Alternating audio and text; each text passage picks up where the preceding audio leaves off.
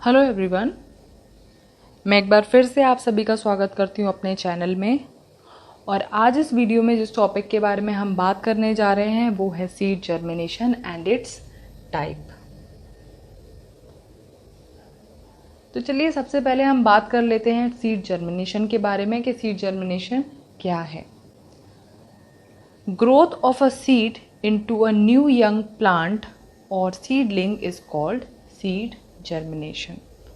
Simply seed का grow होना into a young plant और into a seedling is called germination और seed germination. अब सीड जर्मिनेशन के प्रोसेस में सबसे पहले सीड वाटर को एब्जॉर्ब करेगा। ठीक है, सीड अपटेक्स वाटर। वाटर एब्जॉर्ब होने की वजह से सीड स्वेलअप हो जाएगा और जो सीड की हार्ड प्रोटेक्टिव कवरिंग है दैट इज सीड कोट, वो रप्चर हो जाएगी। ठीक है, इसके बाद जब सीड कोट रप्चर हो जाएगी तो रेडिकल एंड प्लूम्यूल जो कि एम्ब्रियो में प्रेजेंट थे, यानी कि सीड के इनसाइड एम्ब्रियो पार्ट में जो प्रेजेंट हैं रेडिकल और प्लूम्यूल, वो ग्रो करेंगे। सबसे पहले रेडिकल ग्रो करेगा, ठीक है, और फॉर्म करेगा प्राइमरी रूट्स को, और प्लूम्यूल ग्रो करके फॉर्म करेगा shoot part of the plant. अब हम बात कर लेते हैं उन कंडीशंस के बारे में या उन फैक्टर्स के बारे में जो बहुत ज़रूरी हैं सीड के जर्मिनेशन के लिए। पहला फैक्टर है सूटेबल मॉइस्चर और वी कैन से वाटर। ठीक है, तो जैसा कि अभी हमने फर्स्ट स्टेप में ही पढ़ा सीड जर्मिनेशन में कि सबसे पहले सीड वाटर को एब्जॉर्ब करता है, जिस वजह से जो सीड कोट है वो रप्चर हो जाती है ना, और एम्ब्रियो के जो पार्ट्स हैं वो ग्रो करना स्टार्ट कर देते हैं, that is radical and plumule. तो फर्स्ट स्टेप में ही वाटर की रिक्वायरमेंट है। अगर वाटर अवेलेबल ही नहीं होगा सीड के जर्मिनेशन के टाइम पे तो सीड कोट रप्चर नहीं होगी और सीड ग्रो करना स्टार्ट नहीं करेगा। दूसरा फैक्टर है वार्मथ और टेम्परेचर। नाउ सीड जर्मिनेशन के टाइम पर सीड में बहुत सारी डिफरेंट फिजियोलॉजिकल प्रोसेसेस होती हैं और इन प्रोसेसेस के होने के लिए एक ऑप्टिमम टेम्परेचर रिक्वायर होता है। ठीक है, अब वो जो ऑप्टिमम टेम्परेचर है that is 25 degree Celsius to 35 degree Celsius.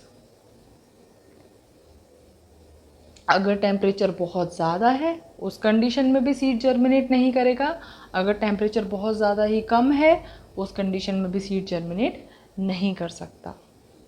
तो ज़्यादातर सीड्स के लिए जो ऑप्टिमम टेम्परेचर है वो है 25 degree Celsius to 35 degree Celsius. तीसरा इंपॉर्टेंट फैक्टर है ऑक्सीजन। ना जो सीड जर्मिनेशन का पूरा प्रोसेस है, इस प्रोसेस को कंप्लीट होने के लिए एनर्जी की रिक्वायरमेंट होती है। ठीक है, और सीड को एनर्जी कहाँ से मिलेगी? जो सीड के अंदर स्टोर्ड फूड है उससे। उस स्टोर्ड फूड को ब्रेक डाउन करने के लिए ऑक्सीजन की रिक्वायरमेंट होती है। ठीक है, जो स्टोर फूड है कोटिलेडोन्स में उसको ब्रेक डाउन करने के लिए और उससे एनर्जी रिलीज करने के लिए ऑक्सीजन की रिक्वायरमेंट है।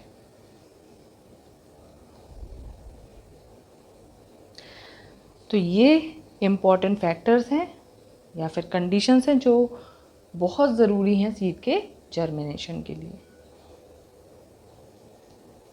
इसके बाद हम बात कर लेते हैं टाइप्स ऑफ सीड जर्मिनेशन के बारे में।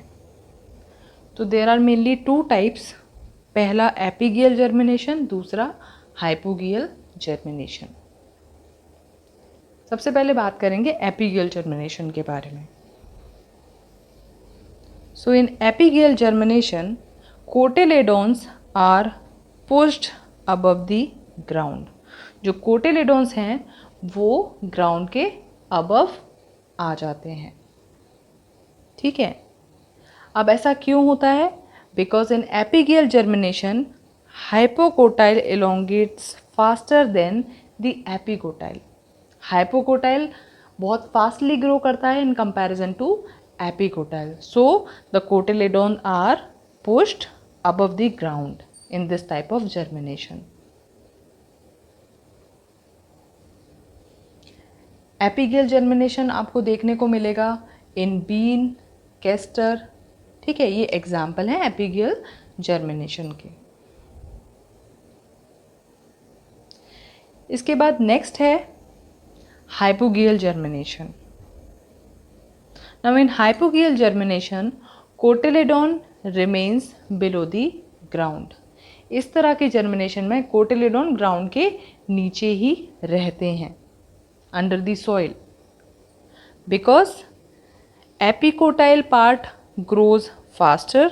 ठीक है, ये जो एपिकोटाइल पार्ट है ये यहाँ पे फास्टली ग्रो करेगा इन कंपैरिजन टू हाइपोकोटाइल. और एपिकोटाइल फास्टली ग्रो करेगा तो प्लूम्यूल क्या फॉर्म करेगा यहाँ पे, लीव्स एंड शूट. ठीक है, और कोटिलेडॉन कहाँ रहेगा, below the ground. Now this type of germination is found in pea, maize. Okay, another example is wheat and gram. So these are some examples of hypogeal germination.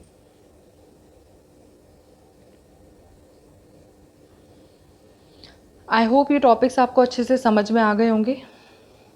अगर आपको कोई भी doubt है किसी भी टॉपिक में, then you can ask it in the comment box.